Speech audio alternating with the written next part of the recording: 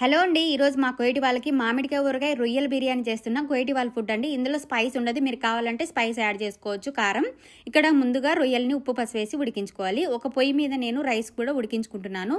అల్లం వెల్లుల్లి పేస్ట్, ఉప్పు, చెక్క లవంగాలు, యాలకుడి, హోల్ గరం మసాలా, ఇంకా వచ్చేసి కొత్తిమీర, పుదీనా, ఒక నిమ్మకాయ స్లైసులుగా కట్ చేసి పచ్చి నిమ్మకాయ వేసాను.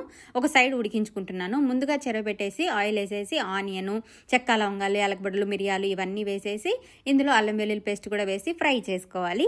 తర్వాత అయితే కొత్తిమీర, పుదీనా కూడా వేసుకొని ఫ్రై చేసుకొని ఇందులో టమాటో ప్యూరీ, ఇంకా వచ్చేసి ముందుగా ఉడికించిన రొయ్యలను కూడా వేసుకొని ఇందులో ధనియాల పొడి, జీలకర్ర పొడి, మిరియాల పొడి, ఎండు నిమ్మకాయల పొడి కూడా వేసి ఫ్రై చేసుకొని ఒక సగం ప్యాకెట్ టమాటో పేస్ట్ కూడా వేసాను. తర్వాత ఒక కప్పు పెరుగు కూడా వేసి బాగా ఫ్రై చేసుకున్నాను. లాస్ట్లో చూసారా, ఇవి మ్యాంగో పికిల్ అనమాట. మన ఇండియాదే కానీ కారం లేదనమాట, మామిడికాయ ఊరగాయ.